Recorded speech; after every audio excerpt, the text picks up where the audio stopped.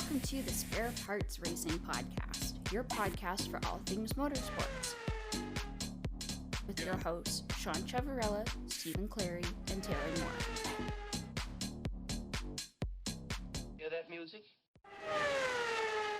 Hello and welcome to this week's episode of Spare Parts Racing. I'm your host, Sean. I'm Steven. And I'm Taylor.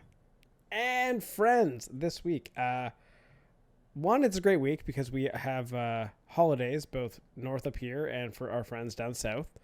So everyone gets an extra long weekend either last weekend or this weekend. So enjoy that. It is a good time. And we have, I think, a pretty good conversations on it for today. We got F1 at Austria to talk about. We have NASCAR at Atlanta. And we all watched the F1 movie, and we have some opinions on that, and we get to give our F1 movie review. So that will be a fun time. I can't wait to hear what the hot takes are. Oh, I there's not going to be so many. I don't think there's going to be that many hot takes. But anyway, we'll get to that when we get to that. We'll see. Yeah, we'll see. Let's start with the one I know we all watched this week, which was F1 in Austria. Did we all watch it this week? Did we all fully watch it this week? Okay, yes, Taylor, you were Dying. passed out for the first half of the race. Someone Yep. drank too much on Saturday. Okay, no. You know what? I think maybe I have to break up with wine, like, at parties. I think you were just fine Yeah, we until go that very last well. glass. So anyway, yeah, we had my Mhm. birthday party on the weekend, and Taylor died. So you missed literally the best part of the Austrian Grand Prix. Oh, I know. The first 20 laps were amazing with the McLarens just going at each other. Like, as aggressive as they could be, they were nose to tail for 20 laps. And it was glorious. And that kind of was the race. Because after that, they didn't team orders them, but they strategized in a way that they kind of kept Piastri just a few seconds always behind Norris. Yeah, his pit stops were strategically timed. Yeah, like they let him Too run loud. long, and then like Mhm. maybe they could, if they pitted him right away. Again, they're right on each other the whole race. So by allowing him to run long, they definitely stretched that gap between them and just said like, oh yeah, you'll have the tire advantage. Totally, there was no advantage. No, not 4 laps. 4 No. laps is not enough around this track. So It's way too short. That yeah. and flat spotted it was the one attack into turn 4 where he flat spotted that front left, and it's like, am I still doing good? Let's be honest, you know you're not doing good.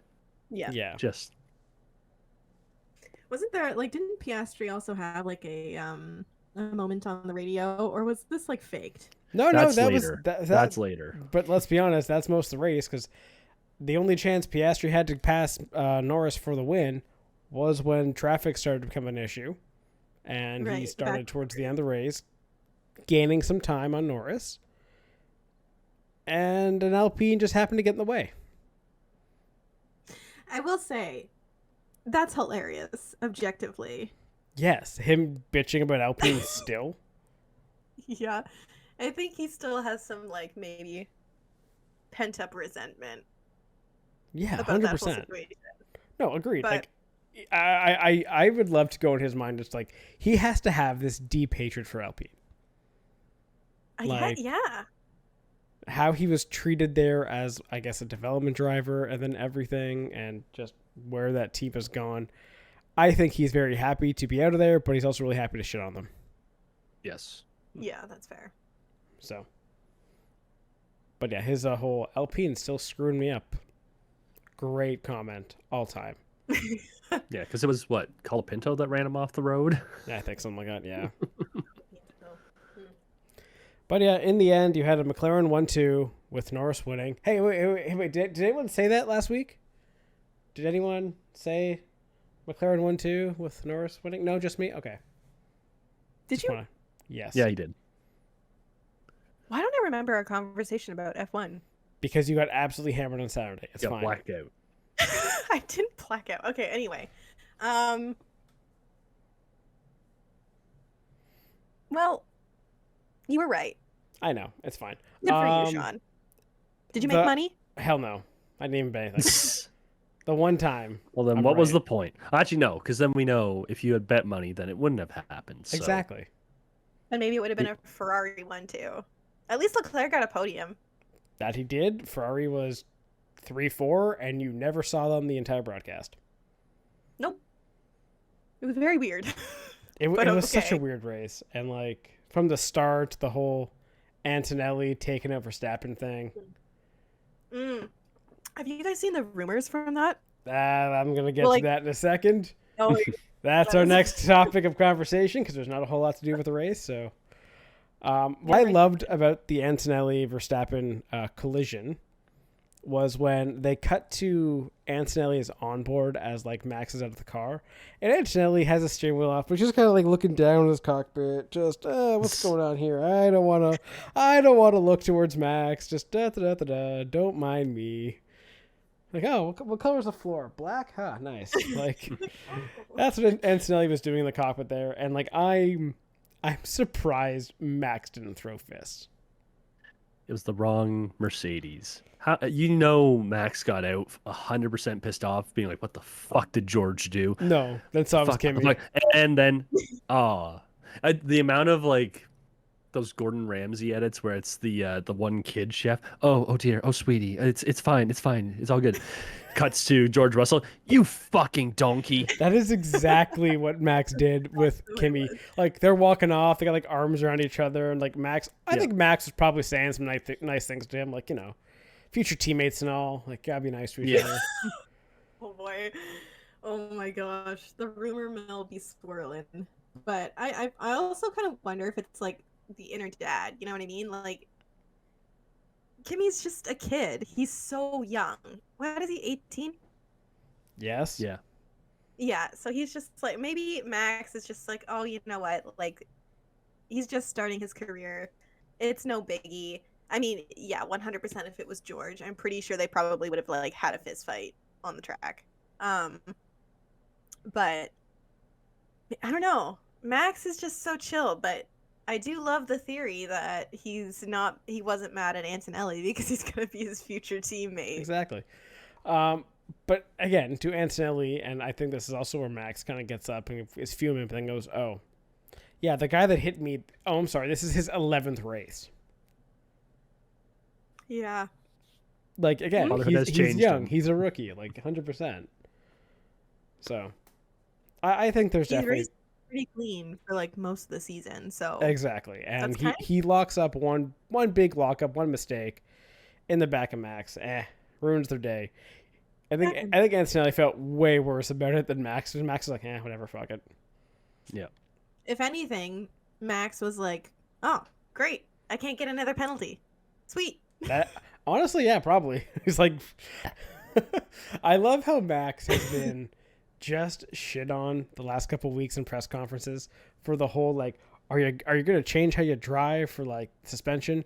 Now this week, did you guys see the photo of him at the press conference today? No. Or not in the press conference. He was like, with all of the people.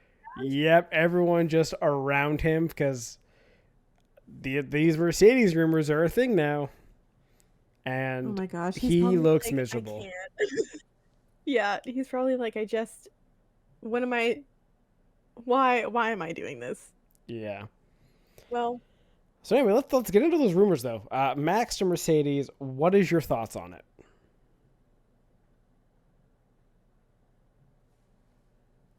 No. What do you mean Need a little more smoke before I think there's a fire. Okay, in terms of F1 rumors smoke, this I think has a lot of smoke. Everyone, really? Listen, the fact that everyone is talking about, okay, what has more smoke on it? The rumor that Fernando Alonso was dating Taylor Swift, or Max to Mercedes? Okay, when you compare it with, we all knew that was a ridiculous rumor. Yes. this is like you can't compare it because like I think Toto likes to say things just to be in the news to get a headline. So I think his whole like, yeah, we have to have those kind of like those conversations. I think it's like his way of being relevant. But I don't think it's realistic. But who knows, it might, because the Ford engines are coming and Max might want to like bounce out of there. I would too if I were him. But who knows? I personally think, like, the whole rumor, I don't think Max is going anywhere because, again, he is still signed for how many years? To 2028. Though he allegedly has an out in his contract. Like, if he's not in the top 3 in points, he can maybe leave or something. But, like, okay, that's fair. But I feel like for Toto, who's brought George in, developed George, developing Kimmy, well, I think this is just negotiating tactics to get a number for George that he's happier with.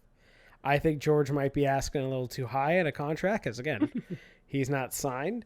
And Toto might be kind of threatening him with Max and be like, no, I'll pay that number to this guy.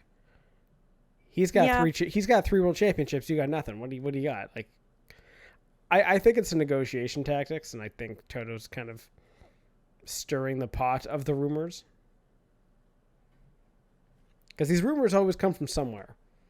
And I don't believe it's Max's camp that's putting out these rumors. No. Yeah, okay, so Sean, you are correct. Verstappen's clause is that if he is lower than 3rd going into the August summer break, that's when the clause would be activated and he could choose to leave. So back to this Antonelli-Max crash. So Antonelli was told by Toto to take him out so that he can't get points, so he is below 3rd. And George is currently 9 points behind him in 4th. Oh, dang. So George beating Max could cause, allegedly, if this is really a thing, if George beating Max is a thing, then all of a sudden Max kicks George out of his seat. I cannot express how joyful I would be if Max was the one to kick George Russell out of Mercedes. I think that would be hilarious and maybe humble him just a little bit, because like I'm so tired of this guy's holier than thou complex. Like, he's the greatest F1 driver to ever live. It all started with the fucking T-pose, I swear to God. Ugh. So overdone. So stupid. But all right. Okay. Yeah. So anyway, I don't really think this is going anywhere. I will happily be proven wrong, and if Max does sign with Mercedes, that would be, oh my God, amazing. But at this point, I definitely think this is a negotiation tactic for Toto to get George to maybe move off where he is. Yeah, that's fair.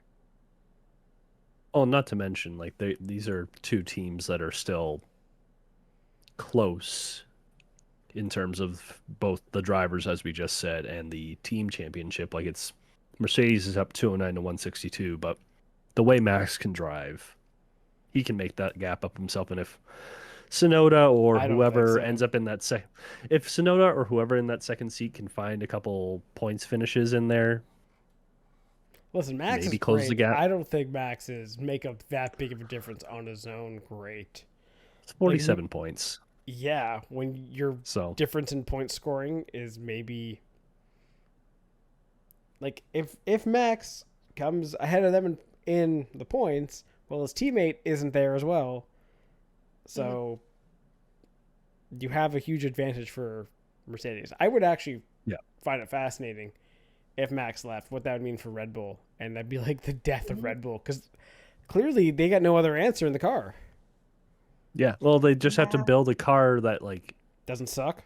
Everybody else can drive, because that's the thing, right? Everybody's saying that it's either the car sucks, but Max gets good results in it still. So it's just both cars are tuned to him. So maybe we got to tune it down away from just a super aggressive driving style.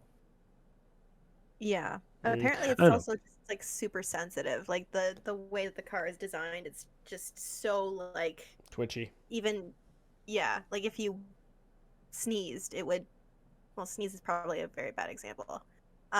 Because if anybody sneezed in an F1 car, I'm sure they'd go right into a wall. Anyway, um honestly I have no idea where I was going with that now. Okay, fair What's enough. going on? Hey, okay. It deleted. It deleted. Just bye. Oh, no. Right. The Ford engines. How good is that car going to be? Like, I don't think they're going to have nearly the same power capabilities as their car even does currently, but going forward. Yeah, with the new regulations, with like I guess the half energy, half battery. Yeah, you wonder how much Ford has actually been able to develop it. Mhm. What they're gonna do, what are manufacturer like for Red Bull building the chassis, Ford making the engine. How much work have they already put in? And I'm assuming it's ongoing this year. So what does if Max wants to leave? Because again, it'd be on Max to leave. If Max wants to leave, then these are definitely the things he'll have to consider. And maybe he knows that hey, this is not looking promising to start. Yeah. But Max was also with Red Bull when they got Honda, which also wasn't promising to start. True. I mean, the other theory is Red Bull purposely tanking for more wind tunnel time for next year's car? Maybe. I really hope Aston Martin can stop fucking doing well and scoring points because I want them to tank. Give Newey as much time as he needs. Yeah, that's true. I'm sure, like, I mean, do you think that they get the regulations that are coming in for 2026, like, a little bit earlier? Because aren't Yes. they probably would already start, like, be already working on the 2026 car and what they're thinking. Oh, yeah, for. 100%. They're definitely already Yeah. working on the cars. You Mhm. have to. You have to start a year out, basically, for the new car. Yeah, Newey's gonna find a loophole. He's gonna, it's gonna be a good car. I truly believe that. I hope so. Anyway, anything else in the Verstappen Mercedes rumors or anything else No, F1 to talk about? I was gonna say just with the Ford thing, I'm trying to decide when do we start thinking of all the acronyms Ford stands for if they start doing really, really bad. Found Oh, on God. roadside dead, fix or repair daily. You got any other ones?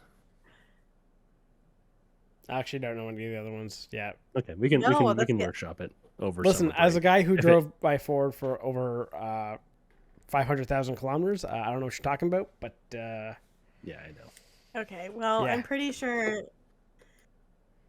she was, you know what? That track, an anomaly. was a legend. It was a legend and an anomaly. Yeah. Anyway, As for I anything was else gonna say, F1? as for other big ups to Liam Lawson for being the top Red Bull on the day, That's finishing sixth. honestly hilarious. Uh, was it both Saubers in the points? Didn't see that one Oh, coming. yeah. Yeah, that's impressive. The battle between Alonso and Bortoletto at the end was fun to watch. What else? Sonoda couldn't do shit because he finished 16th. Bad luck for Sainz because he caught on fire before the race even started. Oh yeah, the brake Which, issue. yeah, having not seen the F1 movie and then understanding it afterwards, Everyone making the Sunny seeing the Hayes movie, reference. yeah, I Yeah. was like, what do you mean? What? And then now it's like, oh, it makes sense. Okay. Yeah, 100%. Ah, But yeah, that's Williams had a shit weekend because I can't remember why Albon DNF'd, but he was done after like 10 laps. yeah. Williams had a bad week, but yeah, Sauber good week, Williams bad week. Fair That enough. makes small differences here and there because they're well, not that they're close, but Sauber's now got some points on the board and they're slowly climbing out of the basement. The back half of the field is going to be interesting because it really seems like guys are. It depends on the weekend, which team is doing well. Like some teams have luck, some teams don't. Like Williams, I thought could have easily scored points. Again, bad luck, something issues, Yep. Yeah. brakes done. So Yep. it looked like on Thursday, Friday, Aston Martin, we're going to have a really good weekend. And then all of a sudden, no. Alonso had a decent weekend. Decent, but like they had really good pace on like Thursday and Saturday morning. Yeah, I didn't even realize when you sent me the picture of the practice Yeah, where Stroll's table. P4 or whatever. Yeah, I was like, what? Yeah, and that was like actual pace. It's like, huh, that's weird. But hey, it is what it is. You got to race the races. But yeah, So. moving on to NASCAR quickly. Atlanta. People loved it. Had a fantastic ending. I was gonna say the first half I think was a snoozer because Yep. they sort of got onto the train tracks a little bit, running 2x2. I then- think what Denny Hamlin said about the race, I 100% agree with. Because there was a massive crash that took out, I think, like 20 guys. So literally took out half the field. Oof. And after that, the race was better because guys had space. Yep. Because Yeah, the that's cars were not all nose to tail in their 2x2s, you actually had to work the draft, get a run. Your car handling mattered. And basically, I really think it just shows you need to take the downforce out of the cars for super speedway packages.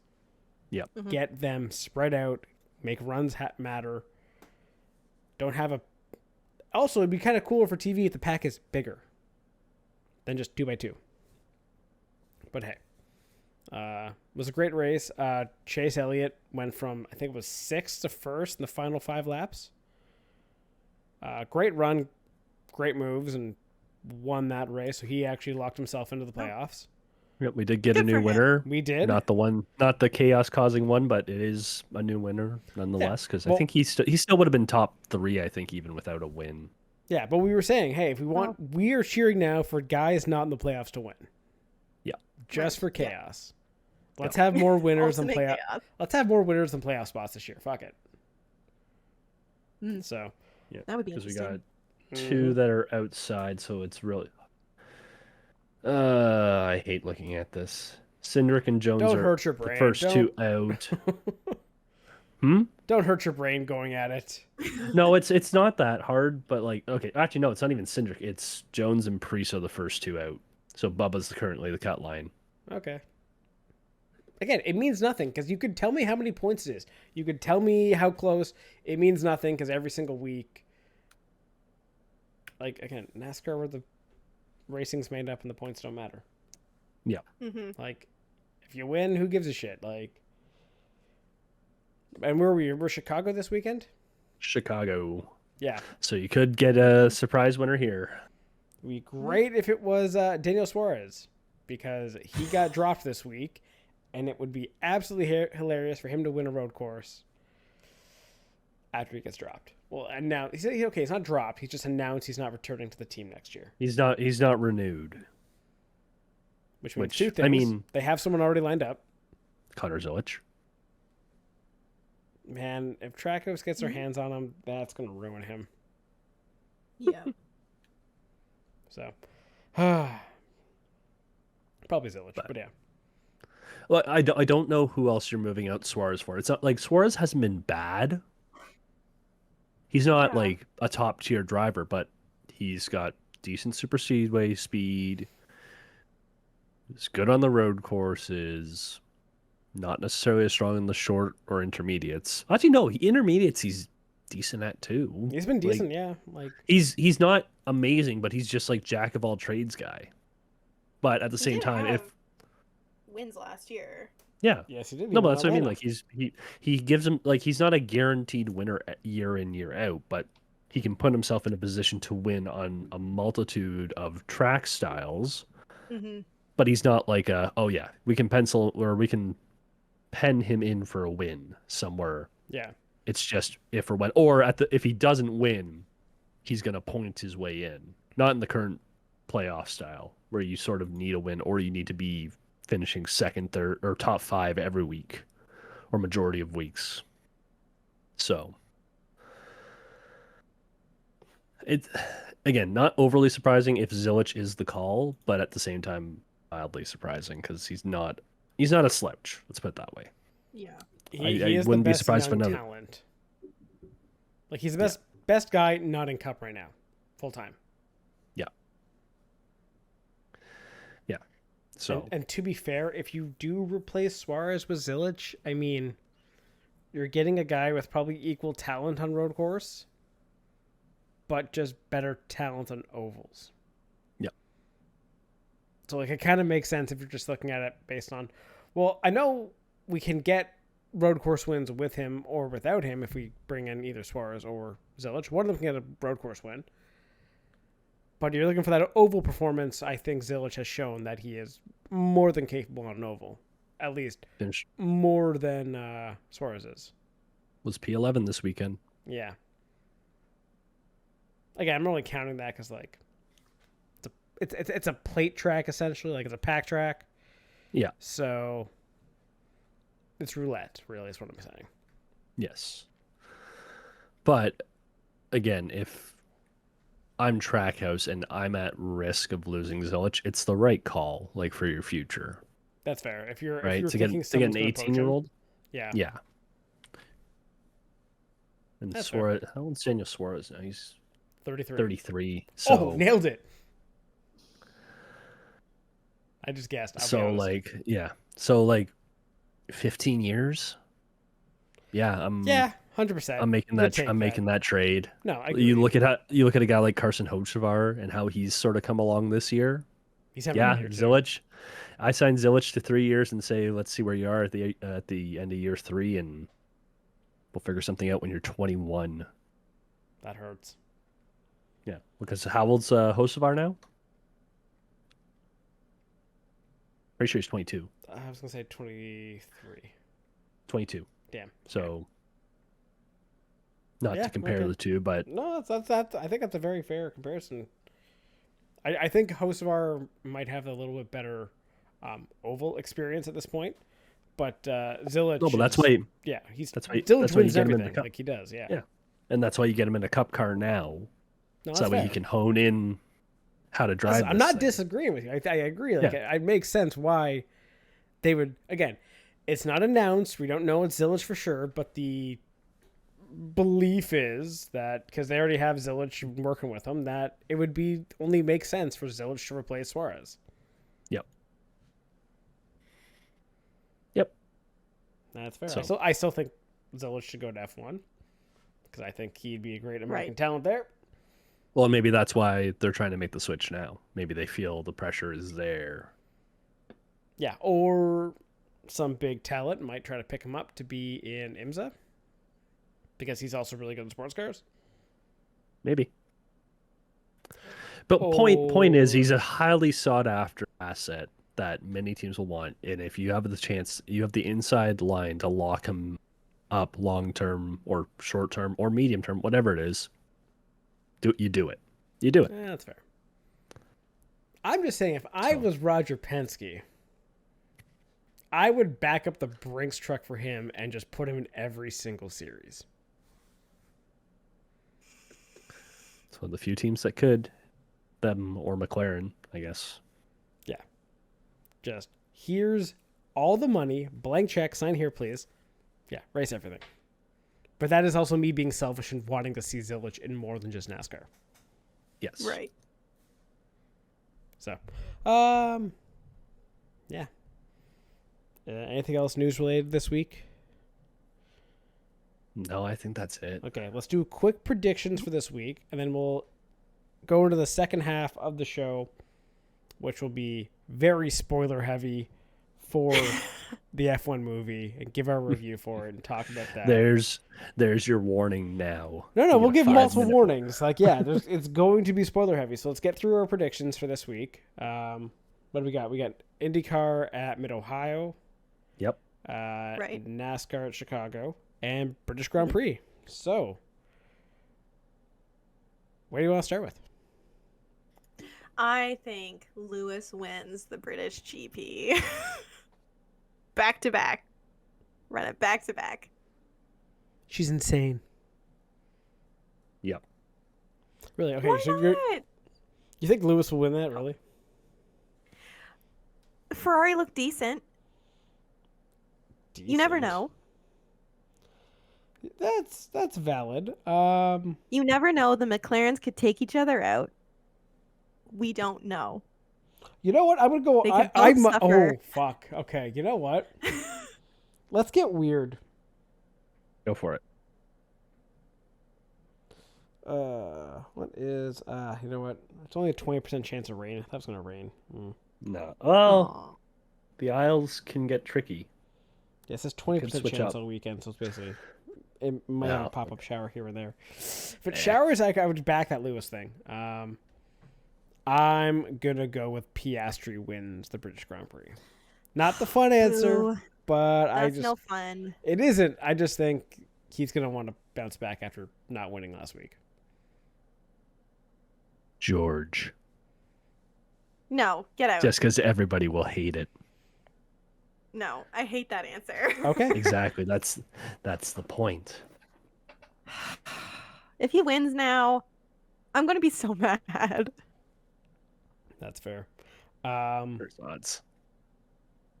NASCAR Chicago. SVG. I want to say Bell. Ooh, I like that answer.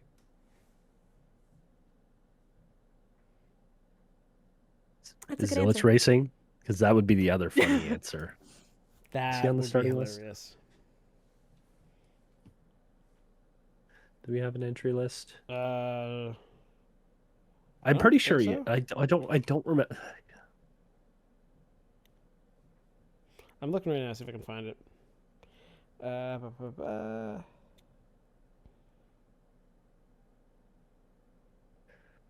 Entry list. It's really surprising. Actually, it was that easy to find. No, Zilich isn't racing this weekend. Damn it. Womp womp. Oh, Catherine Legg is though. Okay, so we're gonna have at least 2 cautions. Now give me Suarez, just for the fun. That would be like that. I hilarious. love still that like- for the memes. I still like that. For the fuck yous. That's good. Yeah. IndyCar at Mid Ohio. We're doing this with or without Pillow. You could go, Steven. Just who do you think's gonna win? Well, did you see what his car looks like this week? Hello?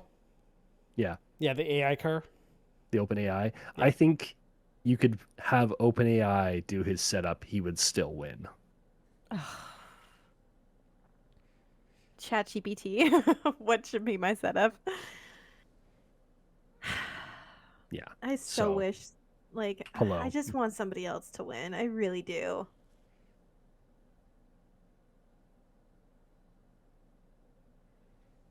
I'm trying to choose who. Honestly, Scott Dixon. We're gonna go with Scott Dixon. Okay. And this is why I am wearing this today, breaking out the award jersey. I have not given award, I think, any love this year. I think Pato will finally give us a third winner in IndyCar this season. We can I hope hope. so. And if he wins, I'll have to wear this next week too. So You know what? keep I changed my wearing it. answer. Kiffin Simpson. okay, get the hell out of here. That's my terrible answer. Yeah. Can't steal my bit. Oh, No, my real answer is Scott Dixon. Okay. I would love to see him win. He struggled a enough. bit last year at Mid Ohio, right? So you never know. Anybody but Pillow. How about that? Wait, no, sorry. Anybody but Pillow and Santino Ferrucci. There we go. I'm surprised he didn't get a beer sponsorship. Not gonna lie.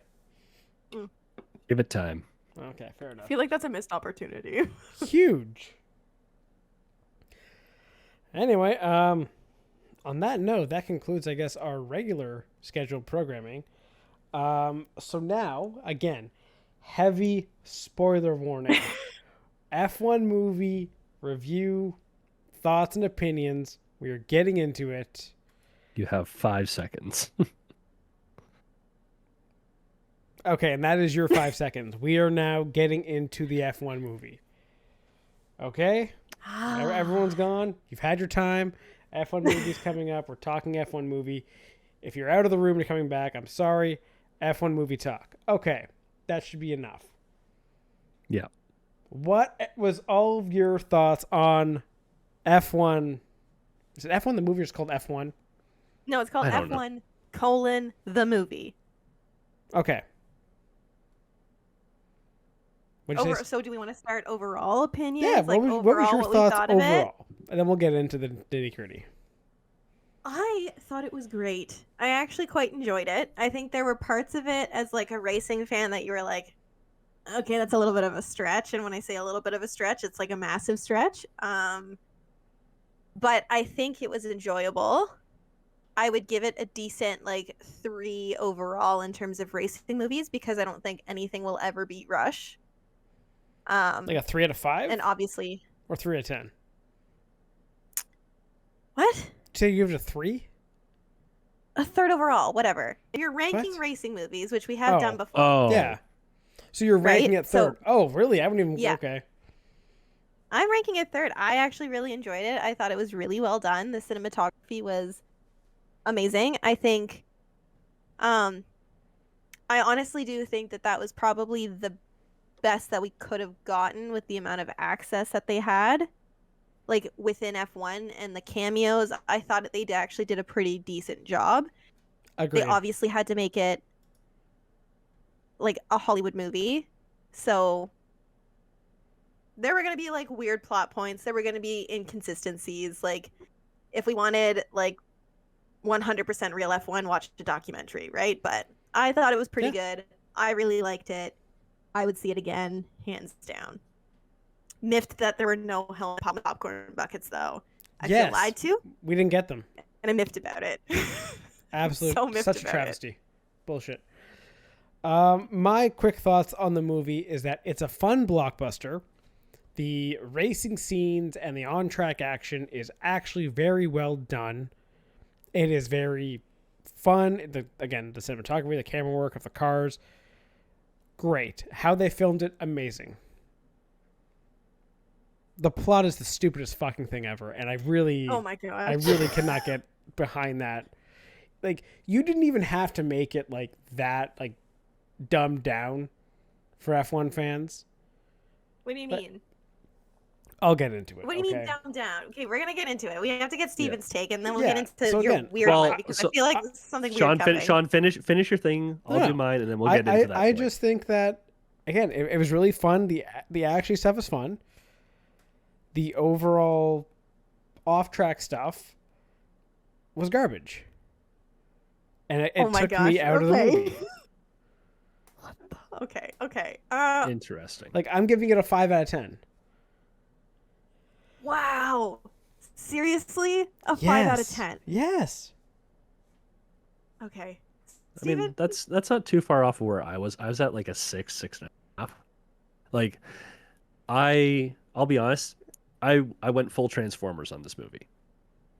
And if you don't know what that means, it's basically I turned my brain off and did not think about this as like they need to get every detail right. Because like it's not a movie meant for necessarily us who are sitting here talking about racing every week. Yes. Right? You're going to nitpick things like, oh, Daytona wouldn't launch off fireworks at midnight. There's an airport nearby. They wouldn't be able to do that around houses. Blah, blah, blah. Shit like that.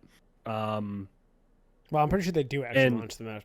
They actually do. That was like legit what they didn't just do that for the movie. They do that. I thought they do it at like 10 or something though. Don't they do it earlier in the night? It is earlier in the night. It isn't exactly around the time it was, but I'm pretty sure I saw people bitching about that. I was like, guys, if this is how into the weeds we're getting about the details in this movie, we're too far gone. There's so much stuff you can bitch about before that.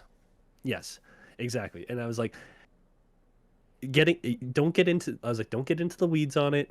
Just enjoy, like, again, as you said, the access that you had to film the on-track stuff. Fantastic. It was fun trying to think of where I've seen this head-on shot of like, oh, that was Leclerc versus Hamilton in Mexico 2 years ago when Hamilton's got the DRS and we've superimposed the Apex car on it. Or whatever scenes. And it's like you could tell when But those were certain so scenes were well lifted. done. It was like that's what I'm saying. There's a lot of stuff you could enjoy if you just sort of turn your brain off, don't think about it too much, and just enjoy it for what it is, a fun racing movie. Yes. With an unrealistic storyline, because You're correction. never going.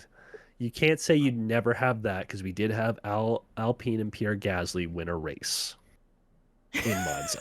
Like, that's the thing. There is some realism where, yeah, that could happen. Like, there's ways that where, and like the red flag thing, yes, no, they wouldn't throw a red flag for that shit. That's really stupid. Well, like, speaking of realism though, but I would say with realism, all of the crashes and accidents in the movie were based on actual crashes and stuff that happened. Almost all the on-track stuff they either did for the movie or like had like the Apex guys crash or something. Yeah. Was all based on something real. So if anyone ever goes like, oh, they're over Hollywooding like crashes and stuff, not at all. Like the one where JP flies off at Monza was based on the combination of the F3 crash where the guy hits the sausage curb and gets launched, which again could have happened, and also the Grosjean crash. Again, Grosjeaning JP fucking like 30 minutes into the, okay, maybe 30, like end of Act 1 basically was kind of, I thought, questionable. It's like, really? Like a little ridiculous. And also Sonny's crash at Vegas. That was exactly ripped off of Dario Franchitti's crash in 2013 in Houston. Same camera angle and everything they used to like as it goes into the fence. I'm like, oh wow, I've seen all that. Them coming together at like Silverstone. I can't remember who. I think that was based on like Max and Lewis. Like they did a good job that everything on track felt real, felt authentic, and that is where the movie was great. Was on track, and I think a lot of people went into this movie questioning how that would actually go, the on track and how that. But that was the best part. That really was. They did a really good job at like the on track footage, 100%. I really loved that they included the 24 hours of Daytona because I feel like, especially with IMSA becoming a more popular. That was some of the series. Best filming also. To start the movie with Daytona and how they were filming those shots was incredible. And it was really cool. I'm not going to lie. Seeing the scene that like I watched him film at Daytona that year in the film, that was dope. Yeah, that's like, pretty we were cool. There. I saw that. But I just like there was so much that felt like believable, and there were things that obviously like, okay, the red flag at the end of the movie and them changing a rear wing, I don't think that's ever been done in the history of F1. I'm not even sure that can come off of the car, so that was a little like okay. But if you're gonna nitpick any details of actual things they did, of like specific details you would nitpick of being like it wouldn't actually do that way, you get one detail to nitpick, what would it be? The steering wheel. Steering wheel? Okay. What about it? I just, every single time I saw it, I was like, that's not an F1 steering wheel. If you're going to like spend that much time looking at it and you want it to be like as like how they marketed the movie, right? Like, oh, this is the most authentic that you're ever going to see. And I'm like, okay, if you're going to do that, have the correct steering wheel. I know that it's an F2 car. I understand that, but you can make something up. I don't know. Superimpose it with the F1 steering wheel. They superimposed multiple racing scenes where they took actual footage and just put the Apex livery on it. Yep. You can do it for a steering wheel. And they also just edited in their cars in like the shot of Hungary, the opening race. They edited in like 2 extra cars in that. It's like, yeah, it's possible. It is so possible. That was my one thing, because every time I saw it, I was like, but it's wrong. That's fair. Okay. Mine would be on, let's say, the JP crash at Monza that he was running second for at the time. They would have red flagged the race. It wouldn't have finished. they would have gone back and just ended it, and he would have got a podium. Yes, that's right. That is how that would have ended. Oh, you have a massive crash with like 2 laps left where the guy fucking blows up on fire. Yeah, we're not resuming this race. No. They would have just called it, and they would have had a... And you know what? If you'd even done it that way, that kind of would have been cooler. It would have been kind of meaningful if you had a podium with then like an empty spot for like JP and then like him in the hospital or something. And Brad Pitt brings him the trophy. That, and that's like again, their coming together moment. There was so many things they could have done, and this gets to my hot take of the movie. Well, actually, no, because I need Steven's nitpick. Then I'm gonna get into my hot take because Taylor hates this. I mean, I already said my nitpick. It was the red flag at the end. Like, again, not trying to overthink, but like make it a little more believable. Like, even like the average race fan is like, sorry, you're completely stopping a race for that. Well, like, they said barrier damage was the excuse they made. It's an inside barrier. Like, I know. I realize I'm Barrier contradicting damage. myself by saying, because this is my nitpick of going a little into it. Have them like, I don't know, rip a little bit more off, or have it be like a Make it thin obvious. outside wall. Make yes. it obvious. Yeah, like the styro when he goes through the styrofoam and causes a yellow, that was more believable to be a red flag because it's shit all over the track. Yeah. Yeah. But they only threw a yellow for that. You're telling me that's what gets a yellow in a safety car, not we tore off an Aramco banner and that's like Actually, and somewhat on the inside of a track on the whole turn bit where you're on the though outside. of that his whole plan C shit, and it's like, oh, I'm just gonna blatantly manipulate the race. Like the biggest controversy in F1 ever wasn't fucking Crashgate, which has fucking what's his name still fucking banned from F1. Flavio. Yeah, Flavio fucking is no, still he's banned. back. Okay, No. he's not legitimately. yeah, he's not legitimately back. He's back. He's not actually team principal. He's like an advisor. So he's an advisor like... to like the Renault company, not the race team. So that's his loophole. He is still technically banned. Loophole. So funny. It is so dumb. So But like funny. the whole premise of the movie, multiple times, is he's intentionally causing yellows and like saying it on the radio, and like, really, we're just gonna act like this wouldn't have been like race ban immediately. Honestly, would have been kind of fun if he got a race ban. Like if they've actually made it, I don't know, a little more realistic, you could have actually had more fun with it. Have that be the headbutting moment with the FIA rather than, oh, we drew up some fake allegations, you can't use it for the next race. That honestly, that could also be a bit of a nitpick, that they wouldn't have had it solved by the time the next race comes around. Yeah, I will say that like those parts I think we could pick apart easily. But this and is be what like, I mean. The oh, on track like... is great. The off track parts fucking sucked.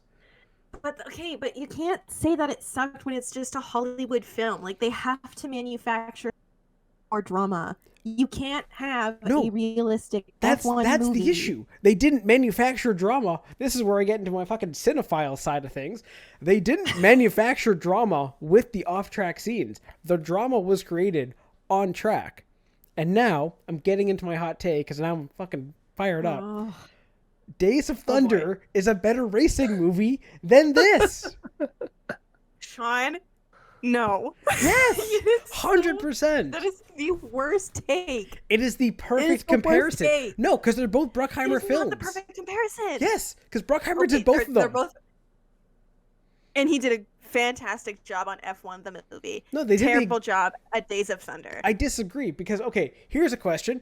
How many scenes did we have spend you disagree? No, okay. When it comes to Days of Thunder, how many scenes did we have where we had to deal with our main character in a hospital recovering from something?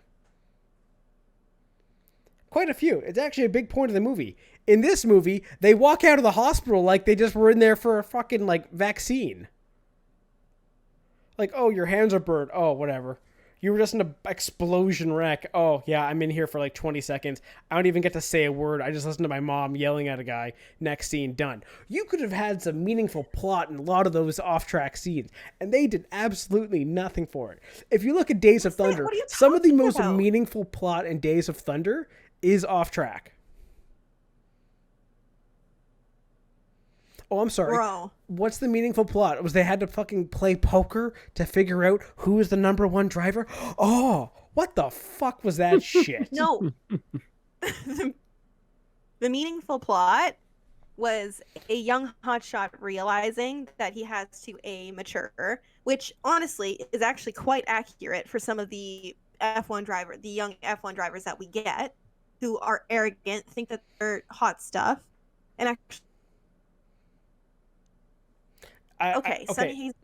No, that's fair. I understand there's that plot. No, that plot though only exists 6 plots later, 6 lower, because we have to get the fucking old dude dicking down the fucking head aerodynamicist. Also, no, I'm sorry, but can we also recognize that there were like they made a point to have multiple women involved in different aspects of the sport. Fantastic, 100%. Meanwhile, in Days of Thunder, the only woman that you saw was basically there to just get, like, for Cole Trickle or whatever his name is, to get into the pants of, and also sexually harassed and somewhat. I like how you're saying that a woman doctor is, something not like we just kind of say. She did not get she's substance. Only there. She didn't get substance. She 100% did substance. The technical director. No. I'm not. Sorry. I didn't see in fucking Days of Thunder fucking. Cole Trickle go to the dock and be like, I think I actually know more than you. I'm sorry, you fucking aerodynamicist here. Hey, have you ever considered dirty air? You fucking dumb bitch. What the fuck was that? I did not I hated that way about. I think he was just okay. First off, do drivers not give the technical director feedback about the car? I'm sorry, but this is your first conversation you're having with this person, and you're gonna come in and fucking mansplain dirty air. What are you talking about? The first conversation that he's having, he had. First off, as soon as he gets to the track, he has a conversation about what he's feeling in the car. The first conversation is what the upgrade package is. No, that's fair. But again, and this whole like build a car for combat thing, fucking stupid. Okay, the whole build a car for combat thing, that's so Hollywood. It's hilarious. Combat. What is that? Was cheesy. And apparently all of a sudden that makes the whole team faster. It was the aerodynamics of the floor design. Obviously. Because the dumb bitch didn't consider dirty air or something. Excuse me. And we had to be faster in the corners. It's not about dirty air. It's about how it's about the thought process of developing things and what the drivers would like in the car, and what specifically Sonny Hayes as a driver was asking for, because that's how he drives. JP wasn't going to ask for the same thing. And that's what they should have fucking done in the movie. They didn't say, "Hey, have you ever considered that you're actually not doing this thing right? You should just build a car that can follow another car." Bro, did we see the same movie? Because I don't think that. Like, what are you talking about? I don't understand how you're kind of chill with that whole thing. Like because I just didn't take it that way. When you're comparing it to Days of Thunder, where he legitimately sexually harasses this doctor, and we're calling that better than as a racing movie, 100%. No, okay. No, So, it wasn't even that great of a plot. The Days of Thunder plot, and also just a quick little thing in this one. I love how he flies from Daytona that just finished. Somehow his flight took 6 months to travel from Daytona to then Silverstone, just in time for that race, I guess, because they were halfway through the season. But meanwhile, at least Days of Thunder had a whole season. Actually, had multiple seasons of the race. Yeah, again, that's one where you just don't have to, or don't try not to think about, how the actual schedule works. Exactly. No, the reason I will say Days of Thunder is a better racing movie. I think for most racing movies, almost all of them, use the plot is built off the track. And essentially they use races as a way to advance the time. Most of F1 the movie, the plot is on the track, which is kind of fun. But there's like little things you kind of don't get. You don't really get a whole lot of, I guess, like driver interaction on the track. You just get driver dealing with issue. Okay, fair enough. And you get like shenanigans of like Plan C and Crashgate 3.0. If I look at Days of Thunder, I see a movie where the main character in Tom Cruise's character is young hotshot who gets his brain doored by another car. Has to basically make up with his rival and mature to realize, hey, maybe we're doing some really stupid shit out there, become friends with him, and then go out and have a comeback. That's all in the plot of one movie. Yes, there is questionable behavior in terms of his introduction to his doctor. Behavior. Yes, he sexually harasses and assaults his doctor originally, but also it's more than questionable behavior. That's straight up problematic. Yes, and also in terms of F1 movie, where some of the biggest off-track scandals have involved power dynamics of like superiors and stuff in teams. So maybe you didn't need a forced romance plot between your old veteran driver and young, hot, smart aerodynamicist person. I will say that the romance between Sunny Hayes and Kate could have been developed over like way more scenes and not just like 3. It sure could have been developed over that. However, I still think that she had a lot of personality. I think that she still stood her ground, and it wasn't like some willy-nilly, I'm going to throw myself at this guy. I think that there were perhaps there was a different way to go with a romantic plot, but almost every single Hollywood movie has some sort of romantic plot to it. So they had to think of something. That's fair, I know. Honestly, however, I would have preferred if he had banged JP's mom. Would have been funnier. You know what?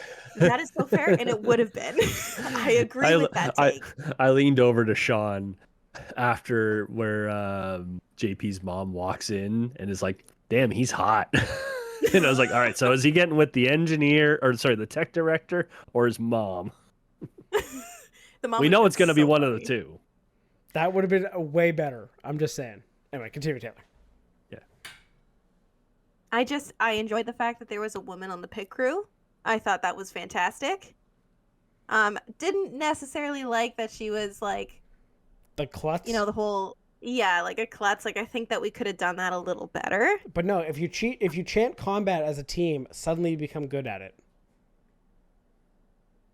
Anyway, is that what Sauber did to get their pit stop time down from last year? That's exactly what they started chanting combat before a race. Yeah, everybody check their floor design. Let's see if they've got a design for combat. How many F1 teams are now changing their floor to create more dirty air and to fight through it? Jesus Christ. Also, back to back to quick Days of Thunder thing. Days of Thunder gave way more memorable racing quotes than this movie I think will. The whole he didn't bump you, he rubbed you, and rubbin's racing. That's a Days of Thunder quote. The best quote that's going to come out of this movie that will stick will be Plan C, which is fucking race manipulation, Crashgate bullshit. So like, I really hate that. That's the thing people either that or but okay. Yeah, either that or the other quote will be when Sonny's holding up Max at Monza. Max flips him off as he's going by and just, yep, I deserve that. Yes. Yep, deserve that. That was so good. That was so good. But I think that honestly, the amount of interaction between like the drivers in the movie and like obviously like they were bought into this. Like it wasn't something that they didn't want to do. I quite enjoyed that. The fact that Raska was in this movie, love. And the fact that he got a credit, 10 out of 10. Yes. But I have spent so much time trying to delete Days of Thunder from my brain after y'all made us watch it because it was so terrible. They did I'm the exact sorry. same thing for this. Where they actually they made a real filming car. Like the fact that this took like almost 40 years later to make. 35 years Was it 35? to 2025 versus 1990. That was 90. Okay, yeah. The fact that and they just did the exact same thing they did for Days of Thunder. Like it is impressive, and they did an amazing job with the on track stuff. I wish they had developed the plot further off the track. I wish drivers getting in accidents and getting hurt meant something. I wish it mattered to not just to fucking use fucking Martin Donnelly's fucking crash and just say, oh yeah, that's Sonny Hayes. That actually pissed me off. Of just taking an actual traumatic crash and just saying, oh yeah, that was Sonny Hayes' crash. You do, like, his family was probably consulted about that. Yeah, probably. I would hope, yeah. The fact we haven't seen anything... I'm pretty sure, but you also can't manufacture a crash like that. And, like, okay, it was probably one of the more traumatic crashes that has happened in racing history, for sure. The footage is very graphic. Yeah, the bent leg is always a nasty one. Yeah. However, it's 2025. We've done this before where we haven't asked families when we should have, and I would like to think that they consulted. I'm not going to say, listen, I have no problem with them doing that. I just also feel like, well, they could have made it any other story. And honestly, the fact that they kept him canonically like 60 is kind of nuts. They could have passed him for like late 40s. Would have been fine.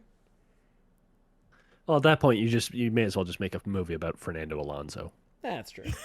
Yeah, I don't know. Like, I just feel like they kind of got lazy in the off-track writing, and they kind of just leaned into the meme of Brad Pitt being a race car driver. Yeah. You know what this would have been better as? Like a Band of Brothers, Masters of the Sky docudrama. No, I think it was fine. I think it would have. No, because that would involve so much more like shooting on tracks and stuff. And yes, yeah, because they you can tell that where they sort of patched in Brands Hatch. I think it was. Yeah, it was Brands Hatch. And they just painted over the curbs to make it look like Spa or Monza. Yes. But I almost kind of want to see this as like a docudrama.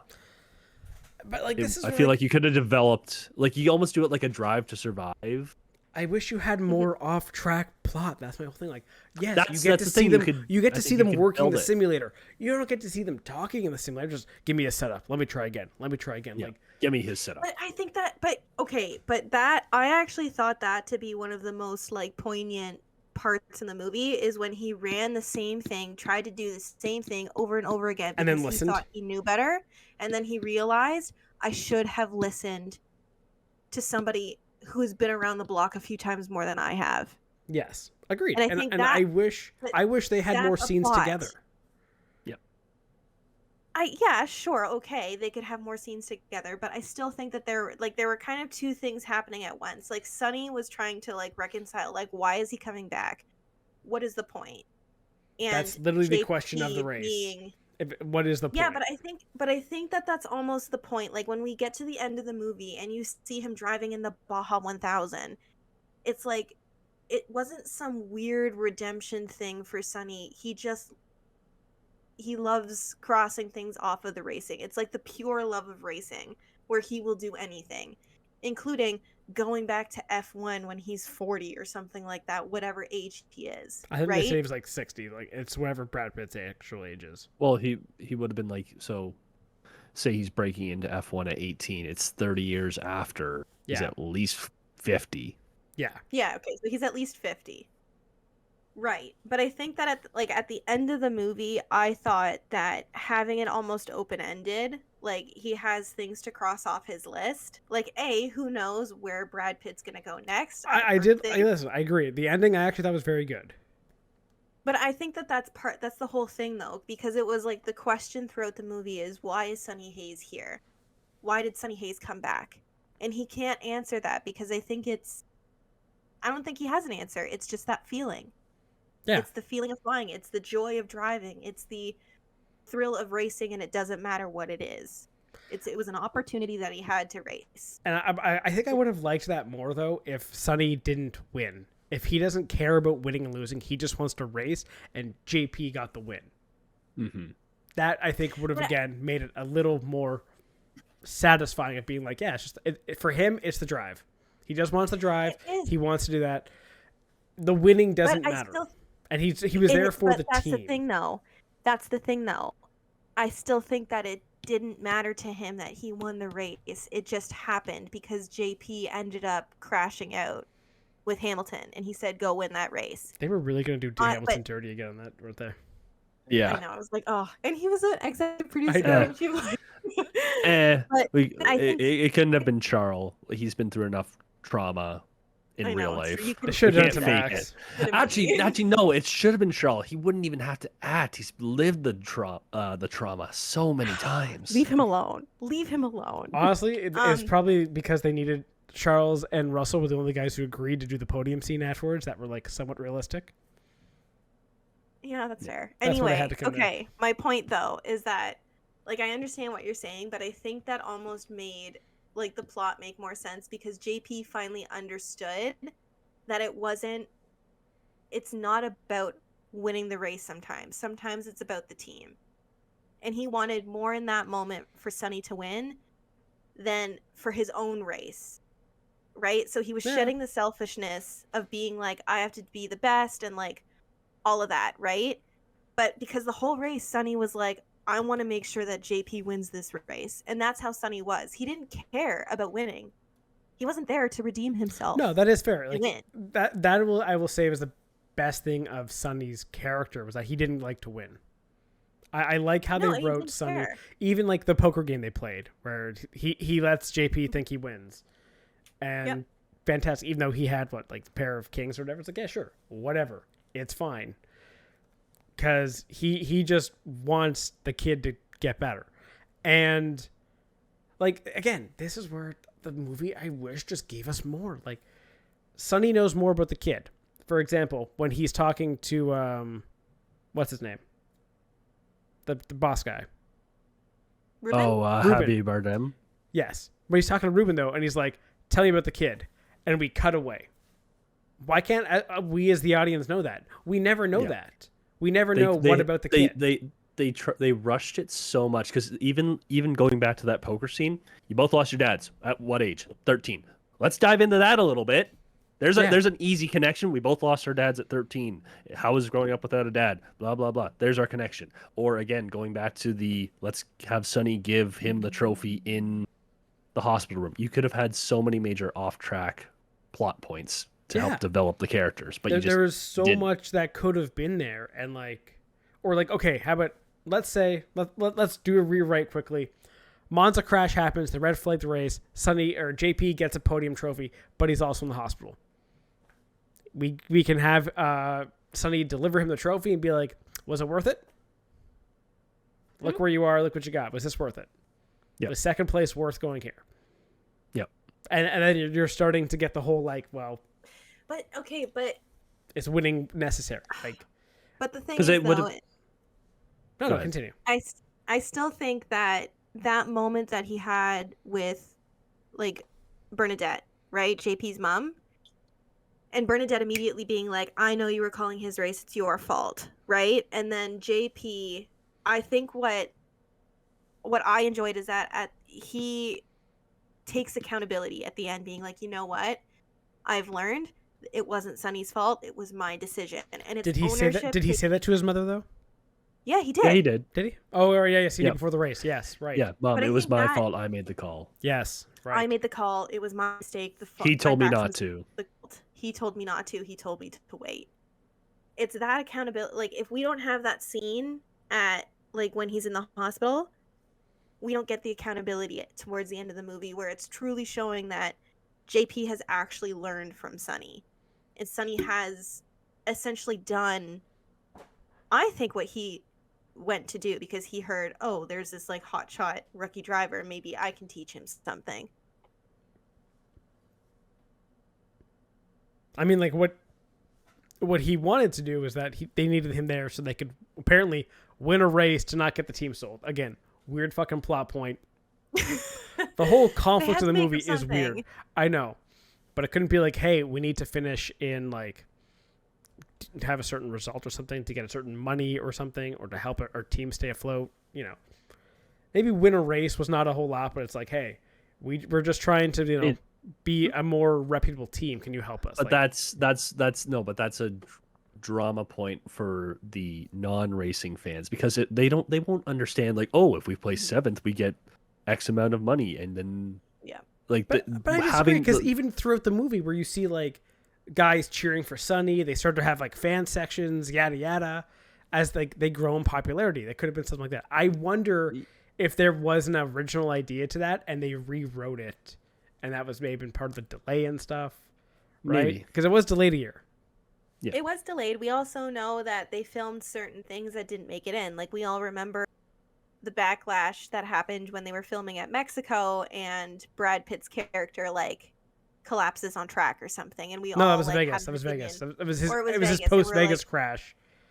Yeah, we're like, oh my gosh, that would never happen, and like blah blah blah. It was so stupid and so Hollywood. Like, obviously they probably heard about a lot of this like backlash that they were getting and said, okay, maybe we need to like relook at some things.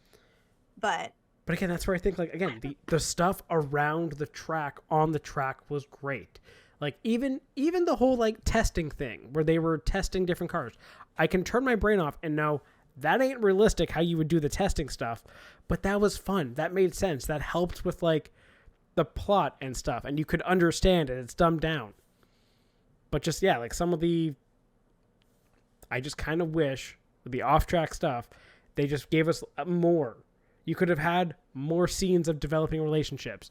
You could have had Sonny and JP interact way more outside. They don't talk a whole lot. They mostly just watch each other, and then JP changes himself to be like him. But there's no actual being a dick for a bit. Yeah, but like they just could have talked more and like had more dialogue and stuff like that. Like, this is where I feel like Lewis Hamilton as a executive producer probably sucked in this regard. It's like, hey Lewis, how do you talk to a teammate? You throw a hat at them? I don't know, man. Honestly, the movie left me wanting more. I didn't feel satisfied with the plot. That's fine. Just wait till the sequel. Yeah, the Days of Thunder. The Isle of Man TT. Days of Thunder. Days of Thunder and F1 crossover. No, thank you. Yes, no, which never. I'm pretty. So I actually did pull up like. So I randomly Googled Days of Thunder, and there's actually some smoke around Days of Thunder 2. Yes, from the last 2 days. And the F1, there was talk of Sonny Hayes being in. There's gonna be another racing movie in the next 2 years. What it will actually be is gonna be fascinating. So after I saw the movie, like I had this conversation with Peter, and he said like there is a lot of smoke around Brad Pitt doing something with the Isle of Man TT, and I'm like, okay, that's original. Has never been, like, it wouldn't have been done before, at least in my memory. That would be interesting, because if like Sonny, like when you're thinking about it, right, like he ends up doing the Baja 1000 at the end of the movie. There are not a lot of people who probably saw F1 the movie who probably know what the Baja 1000 is, because it's a very niche race. Yeah, like it's not well known.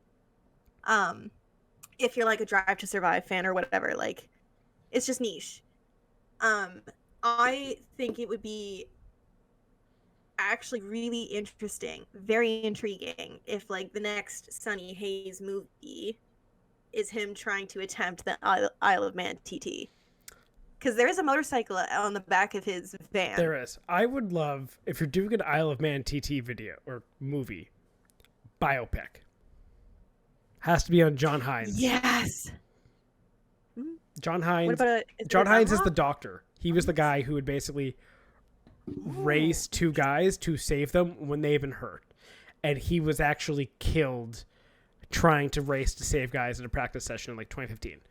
That would be a fantastic biopic of a guy who's basically just trying to ride and help people. And then in the end gets killed. Fantastic ending. Would just be bike wobble, crash, end. It wouldn't, yeah, over. Like that. I think that would be fantastic. I agree. A biopic would be very interesting about the Isle of Man TT because there have been a lot of like really famous racers There have. in that race specifically. Like even the whole family. I think it's the Dunlops. I think it's the Dunlops. Maybe. Where like their dad died the one day they buried him, and then like the brother died, and there's like one left who's still racing or something like that. But like they all died in this race. Yeah. And again, that could be really good for your whole like, why do you do it? It's for the love of trying to do it or something. Mm-hmm. There's so many good like, racing stories out there that you could make good movies. There are. For example, trailer for the F1 movie here was the Gilles Villeneuve movie. Yes. Oh my gosh. I That saw looks that fantastic. here. Yeah. It looks so good. Even if the whole thing is in French, I will still go see it. Yes, I will pay money 100%. to go see it, and like in subtitles. I so badly want more Gilles content because he doesn't get the love that he deserves. He was the legend or like the champion that never was. Yes. 100%. But anyway, I could go on forever. Can't wait to see it. So, as we move on, if you want a ranking, I say, racing movies, Taylor puts this one third. I'm putting this one maybe like 5, 6. But what's in front okay, of it? So Rush. You So have let's to say all what's in agree. front of it. Rush, 100%. Ford versus Ferrari. Rush, Ford versus Ferrari, I think is your 1-2. Okay. You already said Ford Days of versus Ferrari Thunder was pretty is good. above it. I would put Cars probably above it. You would put Ford versus Ferrari over Cars? Ford versus Ferrari over Cars, yeah. Yeah. Yeah, so it goes like amazing. Rush, Ford versus Ferrari, probably Cars, and Cars 3 have to be in the same kind of category. Yeah, do tiers. Do tiers. Yeah, Not exactly. ranking. Okay, that's fair. S tier is Ford versus Ferrari and Rush. Okay. A tier probably go with Cars. Cars 3. Cars 3 would be that one. What else is a good racing movie? I'm trying to think right now. Tears is a good way to do it. I Talladega like Nights. the tears. Talladega Okay, Nights. Talladega Ooh. Nights exists in its own category. Yeah, I don't know if I could do that one. I don't know. I You said, know what? like, That- Rush, let's Let's save save this it. for like summer break. Yeah, and we could go through a Summer tier break. list of all the movies. It'll give us everybody time to think. We can digest it a little more, think back on it, and then re-rank it. And I think it's an interesting jumping off point that Sean already has like 5 movies above it. Listen, I'm Whereas just saying, Taylor's, like, top I 3. truly would say Agreed. Days of Thunder. Again, yes, there was a problematic sexual assault scene. Yes. The plot of the movie as a whole is it was just the 90s. better. It was. It was the 90s. That's how women get Justify it portrayed in being the 90s movies. No, but that's just how It's still the movie horrible. industry. Yes. Oh, I don't doubt it, but at the same time, that is how movies were done in the 90s. They did like there's the whole recent what's the Harvey Weinstein? what's the- Oh, no. that, but also what's the thing, the Bechdel test? There's a reason there's a Bechdel test these Oh, days of yeah, that's true. two women talking to each Oh. other, and it can't be about a man. Did Like, this that was movie just the- pass the- that? No, I don't What are think we so. I don't talking think it did about? either. Were there Huh? 2 women talking in this movie, talking to each other, not about a man? No, Right? This is the Bechdel there test, wasn't right? like Yeah, it's two the Bechdel women test. talking at It's all. a measure. Bechdel test is a measure of female representation in fiction, particularly in film. To pass, a work must feature at least 2 named female characters who have a conversation about something other than a man. This film did not pass. This movie did not pass. I don't even remember there being a conversation between 2 females. I exactly.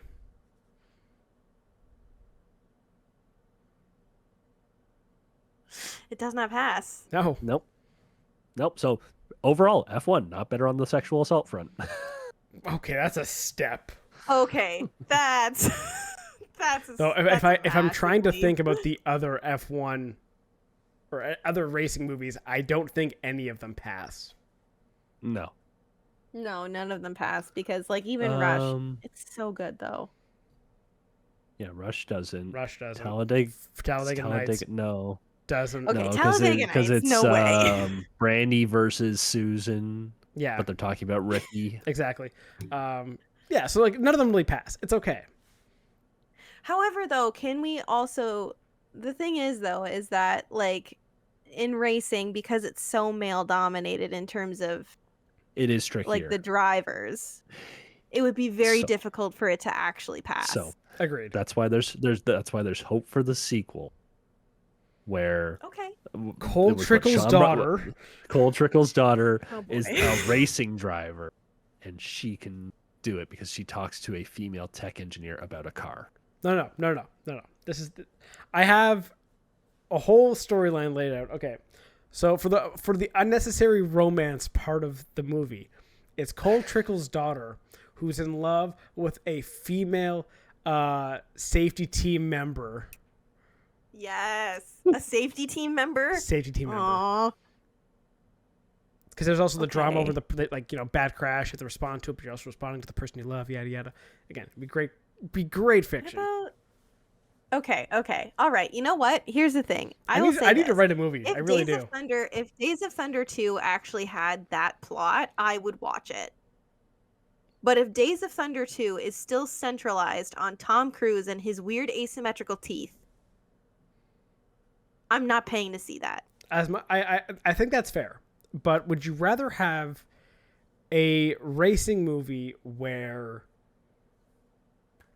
the driver has to explain how drafting works with sugar packets on the nurse's leg, or someone going into a What? room and saying, "We need to make a car for combat. Combat.